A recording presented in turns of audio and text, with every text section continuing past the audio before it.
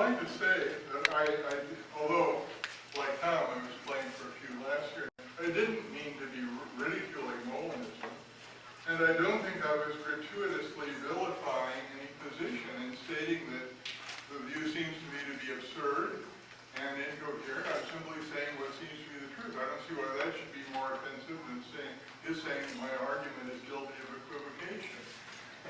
But I acknowledge that reflective and thoughtful Christians have disagreed with me, so I don't see what there is to protest against here.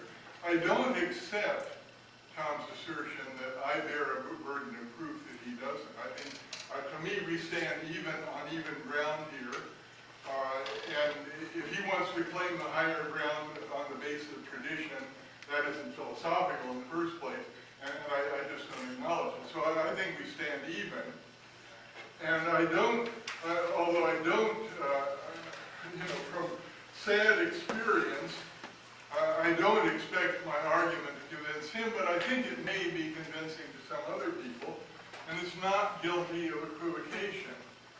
I'm willing to accept your paraphrase of something as being beyond someone's power if there's nothing anyone has the power to do, such that if they were to do that thing, X would not have occurred. Okay.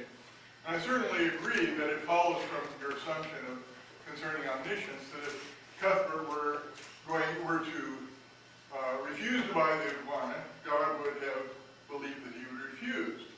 But for you to add at that point the further assumption that Cuthbert is free in making the choice is actually question-begging, because that's the very point that it's at issue. The fact is, God has one particular belief. At the time, and God has had that belief long before Cuthbert exists. And we ask, what are the things that is possible that Cuthbert will do? Well, there's only one thing that's possible that Cuthbert will do, and that is do the thing that God has always believed that he will do.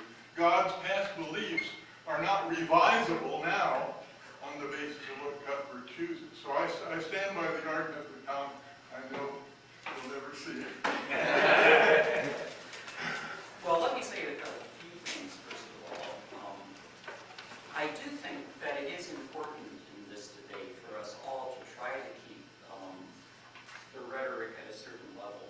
And I think it's important that we not vilify or ridicule our opponent's positions.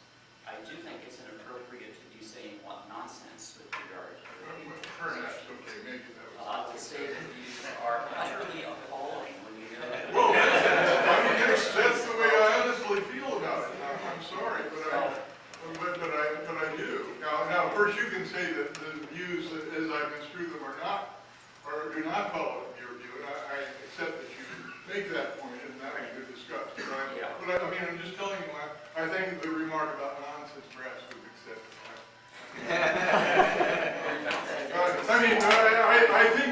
I think the paraphrase of God's deliberation there is nonsense. Now you may disclaim that that's what you were attributing to us, but yeah, okay. I mean, the part that you were saying was utterly appalling. Let me see if I can get back to that. We didn't see one another's responses, by the way, in advance. We're sort of going at this on the fly. Surely it's not part of the Molinist view that we have to say that, again, that God is intending any of the evils that take place, that he's causing them, that he wants them to occur. They're a part of a world that he sees is on the whole good. He's willing to put up with those evils in order to attain certain goods that are present in that world. It's not as if these are really things that he permits, not things that he intends, or in any strong sense of the term, wills. Okay? So I think it's important to recall that. With regard to evil, I mean, I didn't have a chance to go into this in as much detail as I would have liked. I do think that there's a problem with the openness picture of evil. If God has middle knowledge, then he doesn't have to wonder whether or not permitting certain evils is going to lead to a good world. He doesn't need to wonder whether or not his ends can be achieved by allowing abu grade one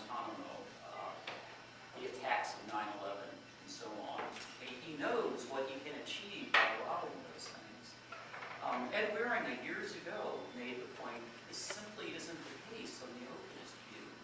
God doesn't know that he can bring good out of this. He knows he can prevent these horrendous evils if he wills, assuming that we agree that God has the power to intervene into the course of nature if he wishes. He knows he can prevent these horrible evils. He doesn't know if allowing them is going to result in any kind of overriding good. It seems to me that it's not at all obvious that the advantage is on the side of the open theist there. One other point, this is sort of a minor point, but I think I should correct this. You were suggesting that I am a devout Lucas. That is true in one sense. It's not actually true in the other. I don't believe you'll find any place where I've actually embraced the principle of alternative possibilities. I do think that there are principles in the neighborhood which are true, but it's not actually the principle that you mentioned here. Well, it might not, I mean, you're not rejecting the whole idea of it, it's just the formulation there. Right. The way I mean, obviously there can be many refinements in the formulation. That's right. And I think that. some of those refinements are true, but I at least as far as I can remember, I've never embraced PAP in the standard form in which it comes down to us in Frankfurt. Okay, I wasn't completely sure about that, but it seems to me that you've come close enough.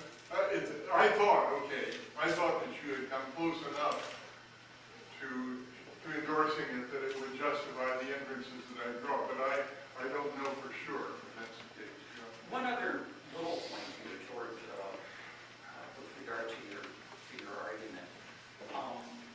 The question really, I suppose, is whether or not God's foreknowledge or forebeliefs would be thought of as, so to speak, part of the hard task. Okay? Whether it's something which is sort of fixed in such a way that there's nothing that Cuthbert can do about it.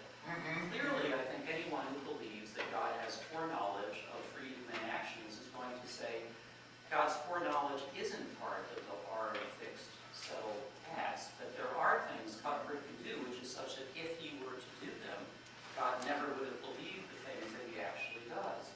So I think it's pretty obvious that that's the way in which any sort of classical theist is going to respond to that kind of argument. Well, you're pretending that something is hard. It's not, in fact, the way in which any classical theist, there are a variety of responses. But let me just say this. If your foreknowledge, if the knowledge that you've had in the past is open to revision based on what happens, that's an awfully easy way to know about the future. Okay? I mean, I know that you're going to say so-and-so, but if you say something else, then what I knew was that you would say that other thing. That's an awfully easy way to have knowledge of the future. I don't think that helps us a lot. If God has foreknowledge, it follows that Cuthbert won't do anything that is at odds with that foreknowledge, that it won't be changed. Yeah. It doesn't follow that he doesn't have the power to do something, which is such that if he were to do it, that knowledge would be different. In no possible world does God have that particular foreknowledge, and Cuthbert refrains from buying the iguana. I agree with that. So it's not possible that Cuthbert will refrain from buying the iguana. That doesn't follow. Okay, I mean, we're getting into technicalities that obviously we disagree about, and I think we just have to let people Good make kind of their stuff. minds about that. Yeah, thank you. All right, now we get to open up to you. Yeah, give one more